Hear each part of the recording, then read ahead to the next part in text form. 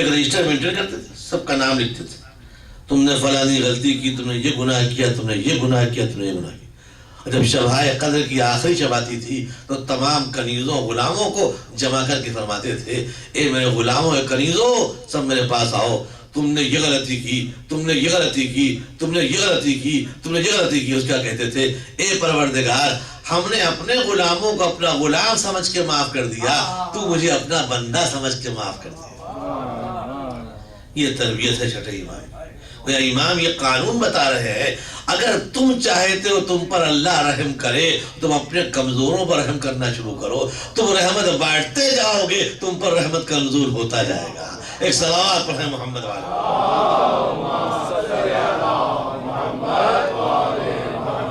سید الساجدین بھی ہیں اور زین العابدین بھی ہیں۔ کیا مکمل زندگی امام سجاد کی۔ روایات میں ہے کہ آپ کے باغ میں 500 کھجور کے درخت تھے۔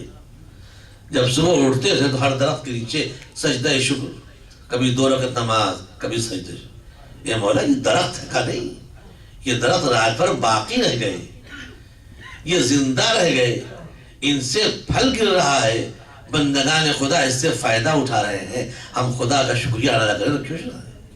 ہم شکر گزار ہیں اس پروردگار کے جس نے ان کو سرسبز و شاداب رکھا ہے تاکہ اللہ کے نیک بندے ان درختوں کے پھل سے مستفید ہو سکیں۔ یہ شعار اہل بیت گھر میں نماز پڑھ رہے ہیں، آگ لگ گئی، زوجہ پریشان ہو گیا، اے فرزند رسول گھر میں آگ لگی ہے، گھر میں آگ لگی ہے۔ امام اپنے سجدے کو طول دیتے جا رہے ہیں۔ خضوع، خشوع، ذکر الہی، تجدید و تمجید پروردگار میں ذرہ برابر فرق نہیں۔ کیا کمال معرفت ہے اللہ ہو۔ جب امام کے خضوع و خشوع میں کوئی فرق نہ آیا اور امام اپنی نماز اسی طرح پڑھتے رہے، جب نماز تمام ہو گئی تو کہا شریک ہے یار تم کیا کہہ رہی تھی؟ کہا مولا میں کہہ رہی تھی گھر میں آگ لگی ہوئی ہے، نماز چھوڑیے گھر جل جائے گا۔ کہا کیا ہوا؟ کہا اتفاق سے آگ بجھ گئی۔ کہا نہیں، جس طرح تیرے گھر میں آگ لگی تھی، تیرے سامنے شعلے تھے، میں بھی کہیں کے شعلوں کو دیکھ رہا تھا۔ کیا فکر معصوم ہے؟ تم یہاں کے شعلوں کو دیکھ رہی تھی، میں جہنم کے شعلوں کو دیکھ رہا تھا۔ بس فرق یہ ہے کہ یہاں کی آگ کو پانی سے بجھایا جاتا ہے، وہاں کے شعلوں کو سجدوں سے بجھایا جاتا ہے۔ اگر وہاں کی فکر میں لگ جاؤ تو یہاں کی آگ بجھ جائے گی۔ ایک صلوات پڑھیں محمد والے۔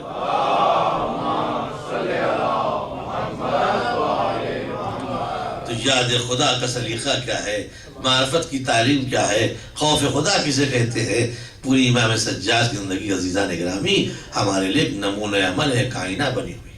ورنہ بتائیں واقع کربلا کے بعد کوئی عبادت گزار ایسا ہو سکتا ہے؟ مگر نہیں۔ کوئی ایک روایت بتائیے امام کی نماز کبھی قضا ہوئی؟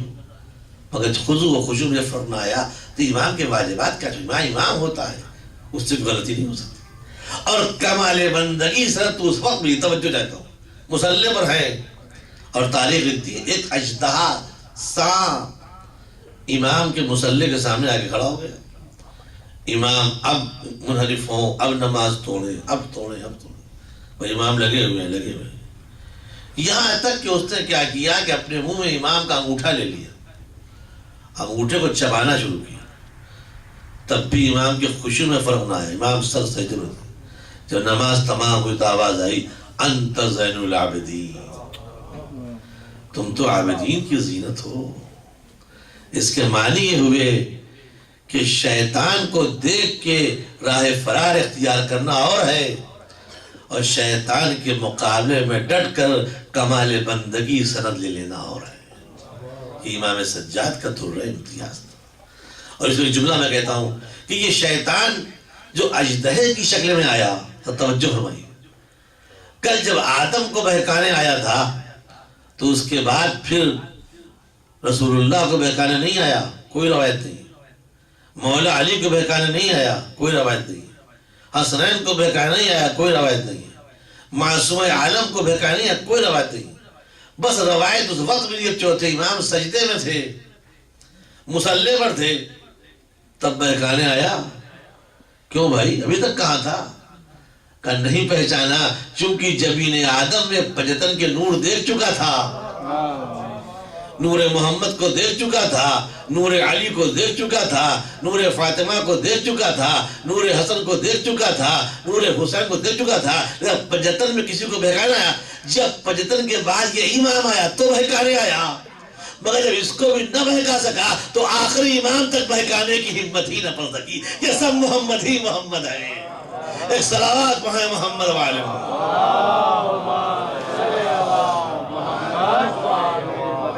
نہ 5ویں امام کے پاس آیا، نہ 6ٹھے امام کے پاس آیا، کسی کو نہیں سمجھ گیا کہ جب ہم نے سب کو پہچان لیا، ان کو پہچان کے، تو کوئی ہمارے قابو میں آنے والا نہیں ہے۔ امام سجاد کی زندگی ہے۔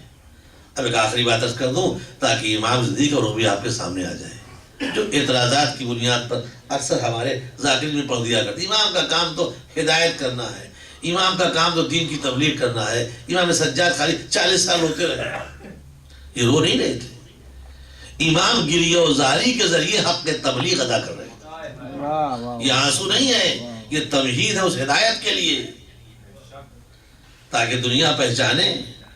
واقع کربلا کے بعد ایسے حالات پیدا ہو گئے تھے کہ کسی کو بلایا یا کوئی قریب آتا نہیں تھا، لیکن امام سجاد نے رو کے مجمع کو جمع کیا۔ اس لفظ کو پہچانی تو پتہ چلے گا کہ آنسو کس جہاد مسلسل کا نام ہے، آنسو کس جہاد پہم کا نام ہے۔ اگر سڑک پر کوئی بچہ مسکرا رہا ہے تو کبھی آپ نے پوچھے بیٹا کیوں ہنس رہے ہو، لیکن کوئی رو رہا ہے تو ہر شخص ٹھہر کے پوچھے گا کیوں رو رہے ہو۔ اس کے معنی جو کشش رونے میں ہوتی ہے وہ کشش مسکرانے میں نہیں ہوتی، جو کشش آنسوؤں میں ہوتی ہے وہ کشش تبسم میں نہیں ہوتی۔ امام سجاد نے واقع کربلا کے بعد مجمع کو کھینچا کیسے؟ آنسوؤں کے ذریعے۔ جب مجمع قریب آیا کہ مولا کیوں رو رہے ہیں تو کبھی درس اخلاق سنا دیا، کبھی درس توبہ دے دیا، کبھی درس توحید دے دیا، تاکہ دنیا کو اندازہ ہو جائے یہ آنسو بے معنی نہیں ہے، اس دین کی تبلیغ حق ادا کرنے کے لیے مجمع کو کھینچنے کا بہترین ذریعہ یہ آنسو ہے۔ اور یاد رکھیں عزیزان گرامی کہ ظالم جتنا آنسوؤں سے پریشان ہوتا ہے تبسم سے نہیں، چونکہ آنسو ظالم کے ظلم کو بے نقاب کر دیتے ہیں، آنسو ظالم کو رسوا کر دیتے ہیں۔ اگر کوئی برابر روئے تو پوچھنے والا پوچھے کیوں رو رہے ہو، جبھی تو کہا تھا علی فاطمہ سے کہو رونے کا وقت معین کر لیں۔ اگر نبی کی بیٹی برابر روتی رہے گی تو ہر شخص پوچھے گا کیوں رو رہی ہے، کیوں رو رہی ہے، اور پوری تاریخ ستم سامنے آ جائے گی۔ لہٰذا آنسوؤں پر پہرے لگاؤ تاکہ ظالم کا ظلم چھپا رہے۔ 1400 برس سے فضائل پر پابندی نہیں ہے، ہمارے رونے پہ پابندی اسی لیے ہے تاکہ ظالم نقاب میں رہے، بے نقاب نہ ہونے پائے۔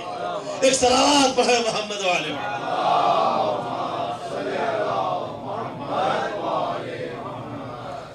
اور امام سجاد نے آنسوؤں کے ذریعے ظالم کو بے نقاب کر دیا، گریہ پہم کے ذریعے ہر ستم کے چہرے سے نقاب کو لڑ دیا، اور دنیا کو بتایا کہ آنسو مجمع اکٹھا کرنے کے لیے بہترین تمہید ہیں اس ہدایت کو منزل تک پہنچانے کے لیے۔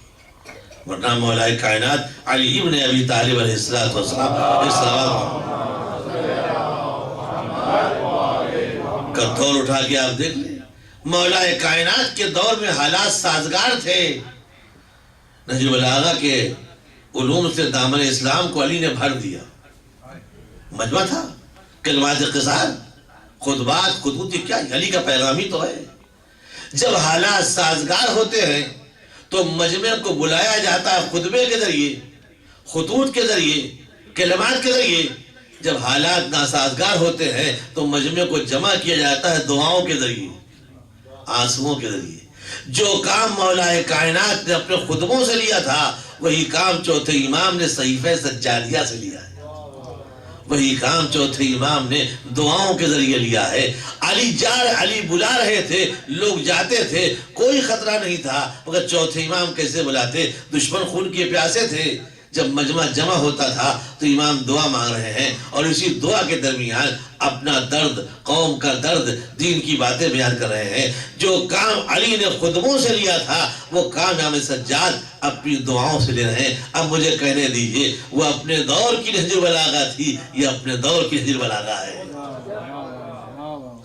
صحیفہ سجادیہ امام سجاد کا وہ جہادی کارنامہ ہے جس میں امام نے یہ بتایا کہ دعا کے آداب کیا ہے، امام نے یہ بتایا دعا کی تہذیب کیا ہے، امام نے یہ بتایا اخلاق کہتے کسے ہیں، امام نے یہ بتایا کہ دعاؤں کی قبولیت کا ذریعہ کیا ہے، امام نے یہ بتایا کہ توحید ہے کیا، امام نے یہ بتایا ولایت کیا ہے۔ یہ سارے پیغام واقع کربلا کے بعد جب ماحول خراب ہوا تو امام نہیں بیان کر سکتے تھے، امام نے دعاؤں کے ذریعے متوجہ کیا۔ امام کا خطاب خدا سے تھا، پیغام بندوں تک پہنچ رہا تھا۔ ایک صلوات پڑھیں محمد وعلی۔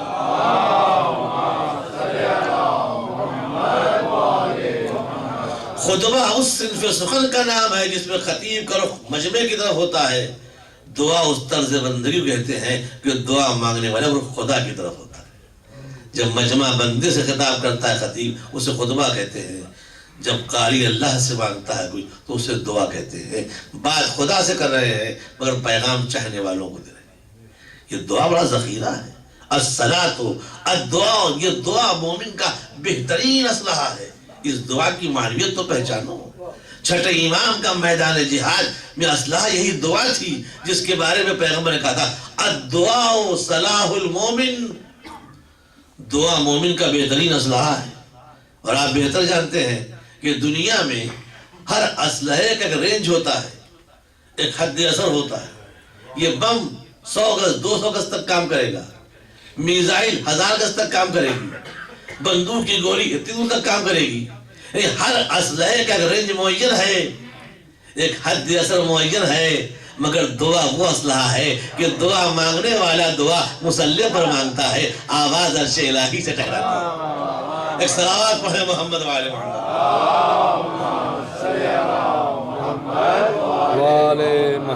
آواز عرش الہی تک اس دعا کے حد اثر کو کوئی نہیں پہچان سکتا۔ بندہ خدا سے گفتگو کر رہا ہے۔ آئے ہم کو اور آپ کو 5 منٹ کا ٹائم مل جائے اوباما جی سے بات کرنے کے لیے تو نسلیں فخر کریں گی۔ ارے صاحب ہم کو پریزیڈنٹ نے ٹائم دے دیا 5 منٹ، اتنی بڑی شخصیت، ہم سے پوچھا اور ہم خالی اپنی بات کرتے رہے، وہ بھی ہم سے کرتے رہے، نسلیں فخر کریں گی۔ ان کی بارگاہ میں گئے، پروردگار نے کہا جب کوئی بڑا آدمی تمہیں موقع دے دے بات کرنے کا تو فخر کرتے ہو، کبھی تم نے پہچانا یہ دعا کیا ہے؟ یہ دعا تمہاری گفتگو ہے اللہ کی بارگاہ میں، یہ دعا تمہارا انداز گفتگو ہے پروردگار کی بارگاہ میں۔ اور دیکھو کبھی تم اللہ سے باتیں کرتے ہو اور کبھی اللہ تم سے باتیں کرتا ہے۔ اگر تم بات کر رہے ہو بڑی شخصیت سے تو تمہارے لیے شرف ہے، اور انہوں نے بات کرنا شروع کر دی، انہوں نے پوچھا تمہاری طبیعت کیسی ہے، تمہارا حال کیسا ہے، تو فخر اور بڑھ جائے گا۔ خالی ہم اپنی بات نہیں کہہ رہے تھے، وہ بھی ہمارا مزاج پوچھ رہے تھے۔ تو چھوٹی شخصیت جب بڑی شخصیت سے بات کرے تب بھی فخر، اور بڑی شخصیت چھوٹی شخصیت سے بات کرے تب بھی فخر۔ اب اسلام نے کہا پہچانو یہ دعا کیا ہے، تلاوت کیا ہے۔ جب قرآن کی تلاوت کرو تو سمجھو خدا تم سے باتیں کر رہا ہے، جب دعا مانگو سمجھو تم خدا سے باتیں کر رہے ہو۔ ایک صلوات پڑھیں محمد وعلی۔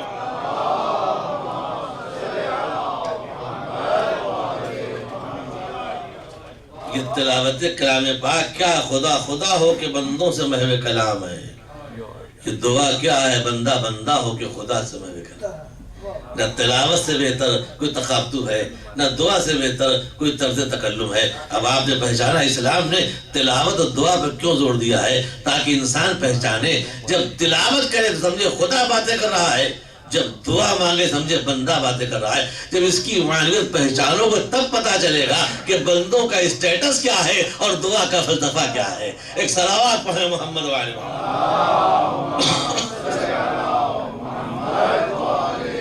ایک مرتبہ مل کے میں صلوات بہذر محمد وعلی۔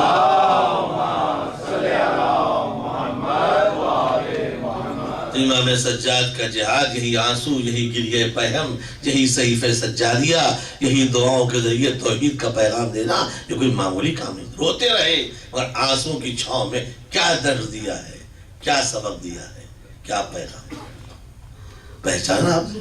کچھ باتیں رہ گئی انشاءاللہ کل گزارش کروں گا، آج وقت کافی ہو گیا ہے۔ میرے عزیزان گرامی ایک جملہ کہہ کے منزل تک آنا چاہتا ہوں۔ آپ بتائیں جس کو دعا کرنے کا حق تھا اس نے دعا میں کیا مانگا؟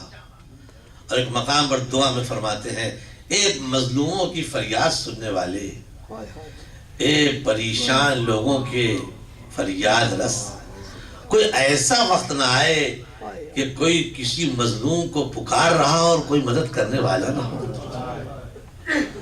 کوئی مظلوم کسی کو آواز دے رہا ہو اور کوئی اس کی آواز پر پہنچنے والا نہ ہو، ایسا وقت نہ آئے۔ امام سجاد یہ کیا فرما رہے ہیں کہ تم نے نہیں پہچانا؟ مجھے وہ منظر یاد آ گیا جب میرا بابا آواز دے رہا تھا، حل من ناصر ینصرنا، حل من مغیث یغیثنا۔ کیا درد بھری آواز، کیا کر بھرا لہجہ تھا امام سجاد۔ اے پروردگار، ایسا کوئی وقت کسی پر نہ پڑے کہ مظلوم پکار رہا ہو اور کوئی اس کی آواز پر لبیک کہنے والا نہ ہو۔ امام سجاد خود فرماتے ہیں جب میرے بابا نے سب سے آخر میں آواز استغاثہ بلند کی تو میں نے کیا دیکھا، مختر میں لاشیں تڑپنے لگیں اور کٹی ہوئی گردنوں سے آوازیں آئیں، لبیک لبیک یا فرد رسول۔ اے مولا، ہمیں موت نے مجبور کر دیا ہے، اگر زندگی واپس مل جائے تو پھر آپ کی راہ میں جان دینے کے لیے تیار ہوں، آپ کی راہ میں سر کٹانے کے لیے تیار ہوں۔ ہاں باب اعزا، آج اسی مظلوم کی شب شہادت ہے جس کی بچھائی ہوئی صف ماتم پہ آپ بیٹھے ہوئے ہیں، جس کی بنیاد رکھی ہوئی عزاداری ہے، جو 72 کا سوگوار تھا۔ اللہ کربلا میں سید الساجدین، اگر سید الساجدین کی حیثیت سے ہے، اگر زین العابدین کی حیثیت سے ہے، مگر جب کسی معصوم سے پوچھا کہ مولا، امام سجاد کا ایک لقب ہے سید الساجدین کا، بے شک سجدہ گزاروں کے سردار ہے، ایک لقب ہے زین العابدین، کہاں عابدوں کی زینت ہے، کہاں ایک لقب اور ملا ہے، وہ ہے سید الصابرین۔ یہ لقب کیوں ملا؟ مولا یہ بتائیے، یہ لقب خدا کے رسول کیوں نہیں ملا؟ کیا وہ صبر کرنے والوں کے سردار نہیں تھے؟ یہ سننا تھا۔ امام جعفر صادق چیخ مار کے رو پڑے، کہا بے شک میرے نانا نے بہت صبر کیا، مگر وہ انبیاء کے سردار تھے، صابروں کے سردار نہیں تھے۔ کہا اچھا مولا کائنات کے گلے میں رسی کا پھندا ڈالا گیا؟ کہا بے شک علی اولیاء کے سردار ہے، صابروں کے سردار نہیں۔ فاطمہ قیامت تک کی عورتوں کی سردار ہیں، صابرہ عورتوں کے سردار لقب نہیں ملا۔ کہا حسن اور حسین، کہا حسن جنت کے جوانوں کے سردار ہیں۔ تو کہا شاید اے مولا، سب سے زیادہ صبر کرنے والا ہمارے جد حسین سے بڑا مظلوم کون ہوگا؟ تو امام کا صحیح کہتا ہے تو، مگر ہمارا جد مظلوم حسین شہیدوں کا سردار ہے، صابروں کا سردار نہیں۔ سید الصابرین کا لقب فقط اور فقط حسین کے فرزند امام سجاد کو ملا۔ کہ مولا جلدی واضح کیجئے، نہ یہ لقب نبی کو ملا، نہ یہ علی کو ملا، نہ حسین کو ملا، یہ امام سجاد کو ملا۔ کہ بھائی تیرے اصرار نے میرے دل کے ٹکڑے کر دیے۔ بات یہ ہے کہ سب نے اپنی شجاعت کا امتحان دیا تھا، سجاد نے اپنی غیرت کا امتحان دیا۔ ماں بہنوں کو لے کے بازاروں سے گزرنا، درباروں سے گزرنا، تماشائیوں کے مجمع میں جانا، یہ مرحلہ وہ تھا جہاں سید سجاد اوقات و ذلیلاً، ارے مجھے شام میں بڑی ذلت کے ساتھ لایا گیا۔ اجرکم اللہ، خدا آپ کی آواز و رحمت نہ دے، روئیے روئیے، شب شہادت اسی مظلوم، مجھے شام میں بڑی ذلت و رسوائی کے ساتھ لایا گیا۔ کربلا سے قافلہ کوفے جا رہا ہے، ایک شخص امام سجاد سے سوال کرتا ہے، زین العابدین آج سے 1 مہینہ کچھ دن پہلے اسی راستے پر، اسی جگہ پر تمہارے چچا مسلم کو ظالم قیدی بنا کے لے جا رہے تھے، یہی جگہ تھی کوفے میں سجاد، میں کھڑا دیکھ رہا تھا۔ میرے سجاد مسلم کی جرأت کا یہ عالم تھا، جو مسلم پر پتھر پھینکتا تھا آنکھوں میں آنکھیں ڈال دیتے تھے، جو مسلم سے کچھ کہتا تھا نگاہ سے نگاہ لڑا دیتے تھے۔ اے سجاد میرے سوال کا جواب دو، مسلم تو سر اٹھا کے چل رہے تھے، تم اپنی گردن چھکائے کیوں ہو؟ کہ بھائی بات یہ ہے چچا، جب مسلم جو آئے تھے تو ان کے ساتھ سربراہ ماں بہنیں نہیں تھی، میرے ساتھ سر کھلے نبی زادیاں ہیں، محمد کی نواسیاں ہی میری غیرت ہے جو میرے سر کو جھکائے ہوئے ہیں۔ اجرکم اللہ، سب نے شجاعت کا امتحان دیا، سجاد نے غیرت کا امتحان دیا۔ قافلہ کربلا سے کوفے، کوفے سے شام کی طرف روانہ ہے۔ ایک شخص کی نگاہ پڑ گئی، برجستہ کہتا ہے اچھا ہوا تم نے حاکم وقت کے خلاف خروج کیا تھا، اللہ نے تم کو اس سخت سزا مبتلا کیا۔ امام سجاد نے سر اٹھایا، کہا بھائی تم مسلمان معلوم ہوتا ہے؟ کہا مسلمان ہوں اور حافظ قرآن بھی ہوں۔ کیا تو نے قرآن میں آیت تطہیر پڑھی ہے؟ کہاں ضرور پڑھی ہے۔ آیت مودت پڑھی ہے؟ کہاں ضرور پڑھی ہے۔ آیت مباہلہ پڑھی ہے؟ کہاں ضرور پڑھی ہے۔ آیت اطاعت پڑھی ہے؟ کہاں ضرور پڑھی ہے۔ آیت ذوی القربہ پڑھی ہے؟ کہاں ضرور پڑھی ہے۔ یہ برجستہ کہتا ہے ان آیتوں کا تجھ سے کیا تعلق؟ یہ تو اہل بیت کی شان میں ہے کہ اہل بیت میں کس کو جانتا ہے؟ کہ محمد کو جانتا ہوں، فاطمہ کو جانتا ہوں، علی کو جانتا ہوں، حسن کو جانتا ہوں، حسین کے بیٹے کو جانتا ہوں۔ کہ حسین کے بیٹے کو پہچانتا ہے؟ اس اہل بیت کا تُو نے نام سنا جو مصداق ہے قرآن کے، انہی اہل بیت کا وارث تو میں ہوں۔ جیسے امام سجاد کے چہرے کا تڑپ گیا، مولا مجھے معاف کیجئے، میں نے آپ کو پہچانا نہیں۔ یہ شام کے بازار کا واقعہ عزیزان گرامی، مہار ناقہ ہاتھ میں ہے۔ کبھی ظالم امام سجاد کو ناقے پہ بٹھا دیتے ہیں اور کبھی امام کو ناقے سے نیچے اتار لیتے ہیں۔ کیا فقرہ آج کل ارباب اعضاء، آپ کبھی تصور کیجئے تو آپ کا دل تڑپ جائے گا۔ ایک سید سجاد، لٹی ہوئی بیویوں کا قافلہ سالار، کسی کا بیٹا مارا گیا، کسی کا بھائی مارا گیا، کسی کے بچے مارے گئے۔ اور روایت کہتی ہے یہی سجاد جب شام کے بازار کے باہر کھڑے ہوئے تھے اور ایک مرتبہ 3 دن تک ظالموں نے قافلے کو روکے رکھا کہ دربار سجایا جا رہا ہے، نال بندیاں ہو رہی ہیں، آئینہ بندیاں ہو رہی ہیں، بڑی دیر کے بعد یہ قافلہ لایا جائے گا۔ اور کہاں سے لایا جائے گا؟ باب السعد سے لایا جائے گا۔ یہ باب السعد کیا ہے؟ تاریخ لکھتی ہے کہ یزید کے دربار میں داخل ہونے سے پہلے 7 دروازے تھے اور 7 دروازوں کے بیچ میں نامحرموں کا مجمع تھا، پھر یزید کا دربار تھا۔ ایک مرتبہ دربار کا پھاٹک آیا، پھر نامحرموں کا مجمع، پھر پھاٹک آیا، پھر مجمع، پھر دروازہ آیا، پھر مجمع، یہاں تک کہ روایت کہتی ہے جب شور ملعون نے کہا اے سجاد تم کو اس قافلے کو لے کر 6 دروازوں سے گزرنا ہوگا پھر یزید تک پہنچو گے، تو پتہ زینب فرماتی ہیں اے بیٹا سجاد کیا میں اسی طرح کھلے سر جاؤں گی؟ اے بیٹا کیا اسی طرح محمد کی نواسی جائے گی؟ کیا ایسی شان سے فاطمہ کی بیٹی جائے گی؟ اچھا بیٹا جب اللہ کی مرضی یہی ہے تو میں چلتی ہوں۔ ایک دروازے سے گزری، نامحرموں کا مجمع، دوسرا دروازہ آیا، پھر مجمع نامحرموں کا، تیسرا دروازہ آیا، پھر مجمع یہاں تک کہ جب 6 دروازے گزر گئے تو ایک مرتبہ علی کی بیٹی خاک پہ بیٹھ گئی۔ سید سجاد آئے، اے پھوپھی اماں دروازہ آخری قریب ہے، اے بیٹا مجھ سے اٹھا نہیں جا رہا ہے، اے بیٹا غیرت کی انتہا ہو گئی میرے لال۔ زینب نے سر جھکایا، کہا پھوپھی اماں ارے اٹھئے اٹھئے میں موجود۔ کہا بیٹا مجھے 21 رمضان کی رات یاد آ گئی جب میرے بابا علی نے مجھ سے کہا تھا اے زینب جب سب سے مشکل وقت آئے گا تو میں ضرور آؤں گا۔ اے سجاد میں اپنے بابا کا انتظار کر رہی ہوں، اے سجاد میں اپنے بابا کا انتظار کر رہی ہوں۔ ابھی ضرور ایک مرتبہ کہ اے سجاد میں اپنے بابا کا انتظار کر رہی ہوں، یہ کہہ کہ علی کی بیٹی خاموش ہوئی اور خاموشی کے بعد ایک بارگی کھڑی ہو گئی، کہا السلام علیکہ یا امیر المومنین۔ اے سجاد میرا بابا آ گیا۔ اے بابا نامحرموں کے مجمع سے گزرتی ہوئی آ رہی ہوں، کئی دروازے عبور کر چکی، اے بابا تمہارا وعدہ یاد آیا جب غیرت جواب دے چکی۔ اجرکم اللہ، روئیے روئیے پرسا دیجئے، شب غم ہے شب شہادت ہے۔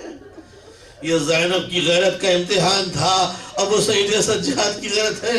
پھوپھی کا بازو پکڑا، دربار میں داخل ہوئے، دربار میں شرفا بھی ہیں، رؤسا بھی ہیں، اور اس کے باوجود کون شریف ہے یہ تو بعد میں راز کھلے گا۔ مگر جیسے ہی دربار میں نبی زادیاں پہنچی، ایک بڑا ظالم کہتا ہے بتاؤ علی کی بڑی بیٹی کون ہے؟ بتاؤ زینب کون ہے؟ بتاؤ ام کلثوم کون ہے؟ بتاؤ رقیہ کون ہے؟ بتاؤ رباب کون ہے؟ ہائے کیا گزر گئی زینب کے دل پر کہ جس دربار میں بیٹیوں کا نام لیا جا رہا ہے ایک ایک کا تعارف ہو رہا ہے۔ یہ سید سجاد دیکھ رہے ہیں، سر جھکائے کھڑے ہوئے ہیں۔ اجرکم اللہ، خدا آپ کی آوازوں پر رحمت نازل فرمائے۔ مگر اس شب کا حق ہے تو ایک جملہ کہنا چاہتا ہوں، تھوڑا آوازوں کو سنبھال لیجئے۔ ایک مرتبہ شبر کہتا ہے اے یزید اے امیر تو نے پہچانا یہ کون ہے؟ کہ یہ نبی کی نواسیاں علی کی بیٹیاں ہیں۔ کہ یہ نوجوان کون ہے؟ کہ اس کا نام سید سجاد ہے۔ اس کو علی بن حسین کہتے ہیں۔ یزید برجستہ کہتا ہے میں نے سنا کہ کربلا میں حسین کا پورا گھرانہ مارا گیا، یہ بچہ کیسے بچ گیا؟ کہ یہ بیمار تھا، کہ اسے قتل کر دو، اسے قتل کرو۔ جیسے ہی اس نے حکم دیا کہ سجاد کو قتل کرو، تاریخ لکھتی ہے ایک 5 برس کا بچہ بولا، محمد باقر نے آواز دی، اے دربار میں آئے ہوئے مہمانوں سنو، کیا تمہیں معلوم نہیں کہ جب فرعون نے موسیٰ کو پالا تھا اور فرعون کے قبضے میں تھے تو فرعون موسیٰ کو قتل کیوں نہیں کر سکا؟ اس لیے قتل کر سکا کہ وہ ذلیل ضرور تھا، بد کردار ضرور تھا، مگر فرعون کا نسب صحیح تھا، لہذا نسب صحیح تھا اس لیے ایک امام کو قتل نہیں کر سکا۔ جیسے ہی 5ویں امام نے یہ بات کہی، دربار میں سناٹا چھا گیا۔ لیکن اس کے بعد روایت کہتی ہے کہ جیسے ہی یزید کا اصرار بڑھا، نہیں اسے قتل کیا جائے گا، جلاد آگے بڑھا، علی کی بیٹی آگے کھڑی ہو گئی، یزید تیری مجال ہے جو میرے بھیا کی ہمارا تو قتل کر دے، دربار میں خون کا دریا بہ جائے گا۔ جیسے ہی زینب کھڑی ہوئی، روایت کہتی ہے سینہ سبر ہو کے فضہ کھڑی ہو گئی، پہلے مجھے قتل کر، بعد میں زینب کو قتل کر، اس کے بعد سجاد قتل ہو گئے۔ جیسے ہی جلاد آگے بڑھا کہ فضہ پہ حملہ کرے، فضہ نے آواز دی، اے یزید کے پہرہ دارو، تم ہمارے قبیلے میں تمہیں کیا ہو گیا؟ ہمارے قبیلے غیرتداروں کیا ہو گیا؟ تمہارے قبیلے کی ایک عورت پر ظالم تازیانہ اٹھائے ہیں۔ جیسے ہی قبیلے کے غلاموں کو معلوم ہوا یزید کو سارے غلاموں نے گھیر لیا، اے یزید ہٹا لے شمر کو ورنہ دریا بدل جائے گا تیرا دربار۔ تو یہ سننا تھا، زینب نے رقیہ بدل، اے نانا کنیز کو بچانے والے دربار میں تمہیں پیدا ہو گئے، مگر آپ کی نواسی بلاتی رہ گئی۔ اجرکم اللہ۔ یہ غیرت کا تیسرا امتحان تھا سید سجاد کا، اور سنیے غیرت کا چوتھا امتحان کب ہے؟ جب بیویوں کو شام کے دربار سے شام کے قید خانے میں بھیج دیا گیا، تو ایسا قید خانہ تھا عزیزو جہاں دن کی دھوپ اور رات کی ہو، چھوٹی چھوٹی دیواریں تھیں، جو راستہ چلتا تھا وہ کھڑے ہو کے تماشا دیکھتا تھا۔ روایت کہتی ہے 1 سال گزر گیا، بیویاں کبھی پیر پھیلا کے بیٹھ نہ سکی، بیویاں کبھی پیر پھیلا کے قید خانے میں بیٹھ نہ سکی۔ گھٹن کا احساس بھی تھا، تمازت بھی تھی، رات کی اوز بھی تھی، یہاں تک کہ ایک دن سید سجاد کہتے ہیں اے داروغ زندان، تیرے دل میں میرے بابا کچھ محبت پائی جاتی ہے، اگر تو اس لیے اجازت دے دے کہ تھوڑا قید خانے سے باہر نکل کر کچھ تازہ ہوا لے لوں تو شاید دل کو سکون ہو جائے۔ داروغ زندہ نے کہا سجاد مگر میں تم کو آدھی رات کے بعد اجازت دوں گا۔ یہاں تک کہ نصف شب گزری، اس نے بیمار کو بلایا، کہا جاؤ۔ جیسے ہی سجاد نکلنا چاہتے تھے، پھوپھی کہا بیٹا کہاں جا رہے ہو؟ اے پھوپھی اماں تھوڑا ہوا لے لوں، فضا لے لوں، باہر ہو کے آتا ہوں۔ کہا نہیں بیٹا تم میرے بھیا حسین کی امانت ہو، میں تم کو تنہا نہ چھوڑوں گی۔ اور امام سجاد پھوپھی اماں کہیں دور نہ جاؤں گا، بس ربا بیدہ سنیے بہت ہوئیے گا۔ امام سجاد قید خانے سے رات کے سناٹے میں دروازے سے باہر آئے، چند قدم آگے بڑھے، توق گرابار اور توق و سلاسل نے آگے بڑھنے میں ممانعت پیدا کی۔ امام سجاد قید خانے کی دیوار سے ٹیک لگا کے بیٹھ گئے۔ ابھی امام سجاد بیٹھے ہوئے تھے کہ کیا دیکھا، ایک اجنبی شخص آیا، اس رات کے سناٹے میں امام کو غور سے دیکھ کے کہتا ہے کہ ارے ہم تو ہر سال حج کے بعد جاتے تھے مدینے، اپنے چوتھے امام کی زیارت کا شرف حاصل کرتے تھے۔ جب پچھلے سال مدینے گئے تو چوتھے امام نے کہا تھا اب وطن نانا، اب میری ملاقات اگلے سال تجھ سے شام میں ہوگی۔ وہ اجنبی چاہنے والا آپسی میں بات کر رہا ہے اور کہتا ہے میں کئی دن سے شام آیا ہوا ہوں، لوگوں سے پوچھ رہا ہوں حسین کا بیٹا سجاد کہاں ہے، کوئی بتانے کو تیار نہیں، لوگ یہی کہتے ہیں وہ مدینہ میں ملیں گے۔ امام نے مجھ سے کہا شام میں ملاقات ہوگی، کہاں چلے گئے امام سجاد؟ جیسے ہی لہجے کی تکرار سے اور احساس بڑھا، امام سجاد نے سر کو اٹھایا، آنکھوں سے آنکھیں چار ہوئی، کہا یہ بتا تو کس سجاد کی تلاش میں ہے؟ لہجے سے پہچان گیا، رات کا سناٹا تھا مگر چہرے پر نور تھا۔ کہا تم بتاؤ تم کون ہو؟ کہا اچھا لہجے سے نہیں پہچانا، بتاؤں میں کون ہوں؟ میں تو سجاد ہوں، انا علی بن الحسین۔ کا مولا آپ کے ہاتھوں میں ہتھکڑیاں کیوں ڈالی؟